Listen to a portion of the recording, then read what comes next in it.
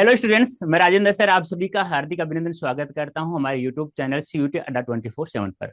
दोस्तों, किस प्रकार से हम लोग ऑनलाइन पढ़ाई करके प्रत्येक सब्जेक्ट में 100% मार्क्स प्राप्त कर सकते हैं, इसका उदाहरण मेरे सामने एक स्टूडेंट है जिसका नाम है नियति सिंह। तो नियति, बताना एक बार सभी बच्चों को कि कितने मार्क्स आए हैं आपके।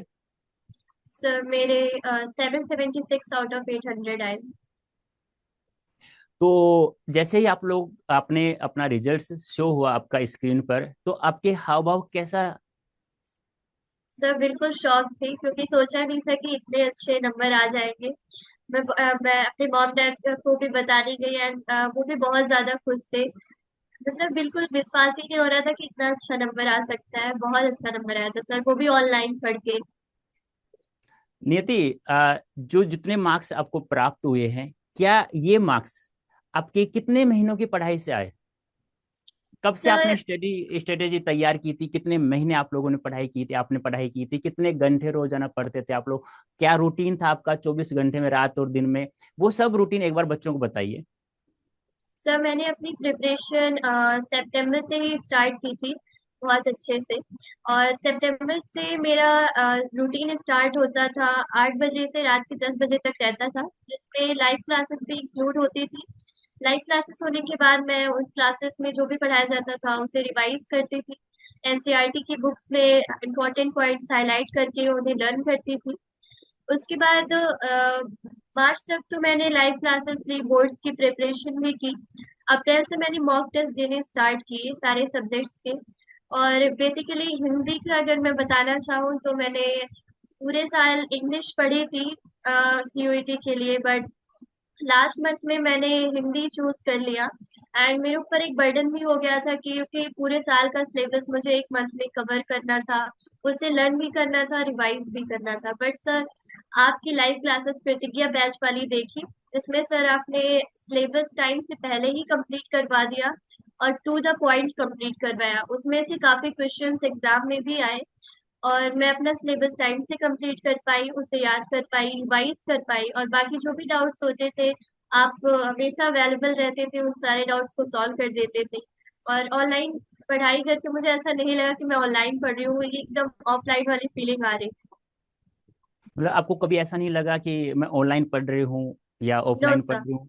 कभी नो फीलिंग्स सर। ऐसा सोचा आपने कभी भी कि यार ऑफलाइन अच्छा था या ऑनलाइन अच्छा था, तो आपको कैसा फील हुआ ऑनलाइन पढ़ करके। सर बहुत अच्छा फील हुआ, कभी ऐसा महसूस नहीं हुआ कि ऑफलाइन मुझे पढ़ना चाहिए था। आप लोग ने बिल्कुल ऑनलाइन क्लासेस लेकर भी बिल्कुल ऑफलाइन वाली फीलिंग दी है। आप लोग हमेशा 24 आवर अवेलेबल रहते थे, सभी टीचर्स। तो डाउट्स भी सॉल्व हो जाया करते थे, कोई भी डाउट्स रहे। जैसे कि मान लो आपने ऑनलाइन क्लास ले ली, आपने मॉक टेस्ट भी हल कर ली, फिर भी कोई डाउट होता था, तो फिर उस डाउट्स को का सॉल्यूशन आपके पास कैसे होता। सर पहली बात तो लाइव क्लासेस में भी डाउट सॉल्व कर सकते थे। और जो भी डाउट्स बाकी रह जाए कभी भी पढ़ते वक्त, तो टेलीग्राम ग्रुप्स भी थे, उसमें हम डाउट्स लिख देते थे तो रिप्लाई आता था।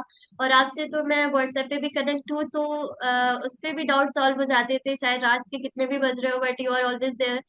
तो डाउट्स तो सॉल्व हो ही जाते थे, आप लोग हमेशा अवेलेबल रहते थे। और आई अच्छा, थिंक ऑफलाइन से बेटर तो ऑनलाइन ही है।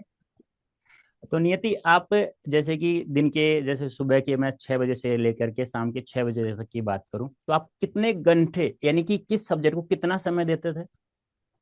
सर घंटे तो मैंने काउंट नहीं किए, बट अगर बात करूं कि जैसे कोई सब्जेक्ट होता था जो मुझे कम समझ में आता था, लाइक हिस्ट्री मैंने ली थी तो वो मुझे थोड़ी सी अच्छी नहीं लगती थी, तो मैं उसके लिए ज्यादा समय देती थी। जैसे वो मुझे समझ में आया, उसमें बहुत सारे डेट्स वगैरह भी थे। And for political science Moin sir best है। और हिंदी के लिए सर आपकी क्लासेस प्लस मॉक टेस्ट ही दिए हैं। आपने जितना क्लास में पढ़ाया है बस उसी को रिवाइज किया है। 1 घंटे 2 घंटे ही दिए हैं सब्जेक्ट को, और हिस्ट्री को ज्यादा ही टाइम दिया है। ज्योग्राफी मैंने खुद से पढ़ी है, यूट्यूब की हेल्प से पढ़ी है। उसमें मार्क्स इंपॉर्टेंट पॉइंट्स हाईलाइट किए हैं मैंने, और खुद से ही लर्न और रिवाइज किया है। उसके लिए भी मैंने 2 घंटे 2 आवर्स पर सब्जेक्ट मैंने दिए हैं।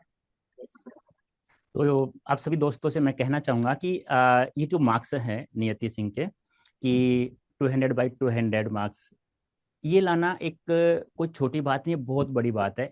अब ये स्ट्रेटेजी इन्होंने सितंबर से स्टार्ट किया, अब आप लोग क्या सोचते हैं कि यार सीयूटी का सिलेबस तो हमारा 12th के साथ साथ में हो जाता है, लेकिन स्टूडेंट मैं आपको बता दूं, जैसे सितंबर से नियति ने स्टार्ट किया था, आप भी अभी से स्टार्ट करते हैं ना, तो नियति के दो सब्जेक्ट में 188 मार्क्स हैं, तो वो दो क्वेश्चंस गलत हुए हैं।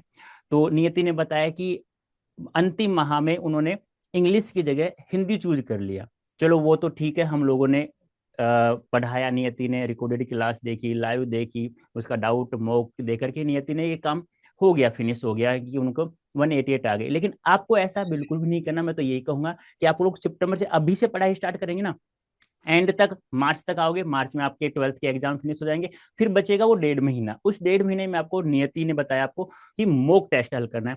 उसके बाद पीवाईक्यूज और जितने भी जो पहले के पेपर हो चुके पीवाईक्यू, मैंने जैसे मोस्ट इंपोर्टेंट एमसीक्यूज हो गए। फिर भी यदि आपको लोग कोई डाउट होता है तो हमारे यहाँ जैसे पढ़ाई होती है, अभी नियति ने बताया ना कि ऑफलाइन से अच्छा मुझे ऑनलाइन लगा। जैसे कोई भी डाउट होता है तो आप ऑनलाइन क्लास चल रही है तो उसमें कोई गैप नहीं होता है। बस ये एक थोड़ा सा डिफरेंस होता है कि आप लोग हमें दिखाई नहीं देते ना, हम लोग आप लोगों को दिखाई देते हैं बस। लेकिन जो आपका डाउट होता है वो तुरंत क्लियर होता है। क्यों नियति, मैं सही कह रहा हूँ? यस सर, तुरंत क्लियर होता है सारे तो डाउट्स। तो आपसे मैं यही कहूंगा कि ऑनलाइन पढ़कर भी किस प्रकार से स्टूडेंट टॉपर्स बन सकते हैं, ये आपके सामने उदाहरण है। और किस प्रकार से टॉप यूनिवर्सिटी, क्योंकि आपका 12th क्लास से कैरियर डिसाइड नहीं करता है, कैरियर डिसाइड करता है आपकी टॉप यूनिवर्सिटी से। जब आप लोग टॉप यूनिवर्सिटी में पहुंच जाओगे तो वहां आप लोग पता होता है कि आपने, चलो ठीक है डोमेन तो आपने ले लिया, आर्ट्स साइंस कॉमर्स कोई भी ले लिया, लेकिन उस सब्जेक्ट को आगे किस प्रकार से दौड़ाना है वो आपको एक टॉप यूनिवर्सिटी में पता चलता है। जैसे वहां प्रोफेसर आपको मिलते हैं, वो आपको गाइडेंस करते हैं, जिससे आप लोगों का कैरियर डिसाइड होता है। तो नियति, आपका बहुत बहुत धन्यवाद, आपने बहुत मेहनत की है, और ऐसे ही इस पढ़ाई को आगे कंटिन्यू रखना, और अपना जो एम उद्देश्य है उसे प्राप्त करना, और अपने नाम के साथ साथ माता पिता का तो नाम रोशन करना ही है आपको, लेकिन पढ़ना अवश्य इसी प्रकार से। तो नियति, आप क्या कहना चाहेंगे सीयूटी अड्डा 24/7 के बारे में, थोड़ा बताइए आप। सर सीयूईटी अड्डा 24/7 सीयूईटी की प्रिपरेशन के लिए बहुत ही बेस्ट है।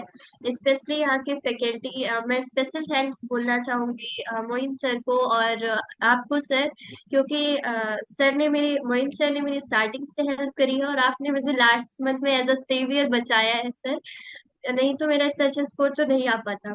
तो सर मैं आप दोनों को स्पेशल थैंक्स बोलना चाहूंगी, और बाकी सारे फैकल्टी भी बहुत ही अच्छे हैं, सब डाउट्स सॉल्व करते हैं, बहुत ही अच्छा एक्सपीरियंस है सबका, सब बहुत अच्छे से पढ़ाते हैं। तो मैं कहना चाहूंगी कि अगर आपको सीयूईटी की प्रिपरेशन करनी है तो आप अड्डा 24/7 से जरूर क्लासेस लीजिए और आपके बेस्ट नंबर आएंगे। बस सीरियस रहिए अपनी प्रिपरेशन को लेकर, कंसिस्टेंट रहिए बस। तो आपके माता पिता के हाव भाव कैसे हैं? आपका सर वो रिजल्ट? लोग तो खुश है कि बच्चे का सपना पूरा हो रहा है, और सर उनसे भी ज्यादा मेरे भाई खुश है क्योंकि उनका भी एक सपना है। तो एक तरीके से मैं तीनों का सपना पूरा कर रही हूँ और अपना तो कर ही रही हूँ, और सर उन लोग की खुशी देखकर और भी ज्यादा मोटिवेशन मिलता है कि ऐसे ही तैयारी करती रहनी है, मेहनत करते रहनी है, आगे बढ़ते रहना है।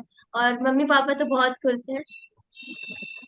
तो स्टूडेंट्स, आप लोगों ने सुन लिया है, नियति की खुशी का ही इजहार भी आप लोगों ने सुना, अब नियति के चेहरे की खुशी भी आप लोगों ने देखी।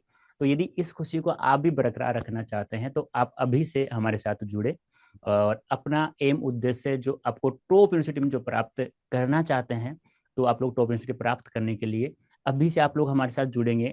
ऐसा नहीं है कि जैसे नियति ने बताया, और हम भी आपसे यही कहते हैं कि ऑफलाइन और ऑनलाइन आप लोग स्वयं डिफरेंस करते हैं। मैं ये कहता हूं कि ऑफलाइन से अच्छा ऑनलाइन है। उसका कारण क्या है, सुनो।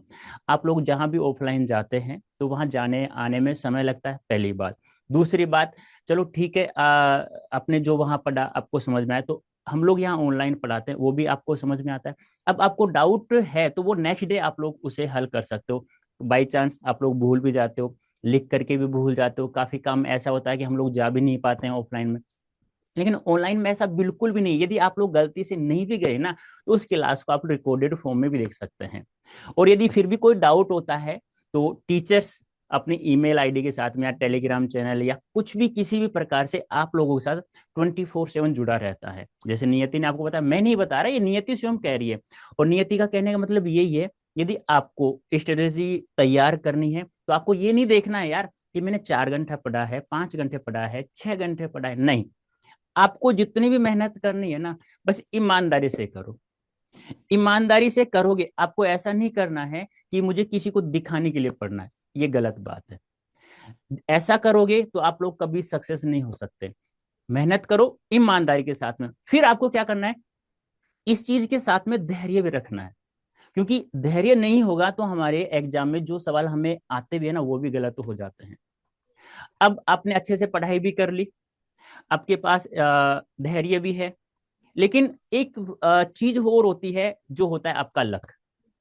लेकिन वो लक आपके कर्म पर निर्भर करता है। यदि आप, मैं एक चीज कहना चाहता हूं सभी से, यदि सभी स्टूडेंट इस चीज को अपना लें और नियति भी अपनाएंगे आगे भी, कि लक क्या होता है, लक अपने कर्म पर निर्भर करता है। यदि आप किसी के बारे में सोचना, बुरा सोचना बंद कर देंगे, बुरा करना बहुत दूर की बात है, बुरा सोचना ही बंद कर देंगे, आपका लक बहुत अच्छा होता हुआ चला जाएगा। मैं मानता हूं इस बात पे कि पढ़ाई पढ़ाई से कुछ नहीं होता, उसके साथ लक भी होता है, लेकिन वो लक आपके कर्म पर निर्भर करता है। अब वो कर्म कैसे होगा, कैसे अच्छा होगा, तो मेहनत करो ईमानदारी के साथ में। किसी के बारे में बुरा मत सोचना, करना बहुत दूर की बात है, बुरा सोचो मत। लक भी अच्छा और पढ़ाई आप लोगों ने की है, तो ये दोनों चीजें अपना लेते हैं तो आप अपना उद्देश्य तो पूरा करते हो और माता पिता का नाम रोशन भी करते हो उसके साथ में।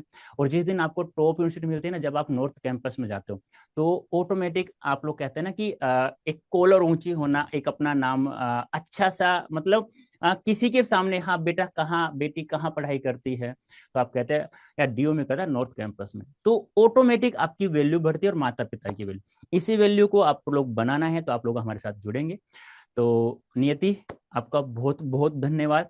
आपकी मेहनत से ही आप ये टॉप यूनिवर्सिटी प्राप्त कर रहे हो।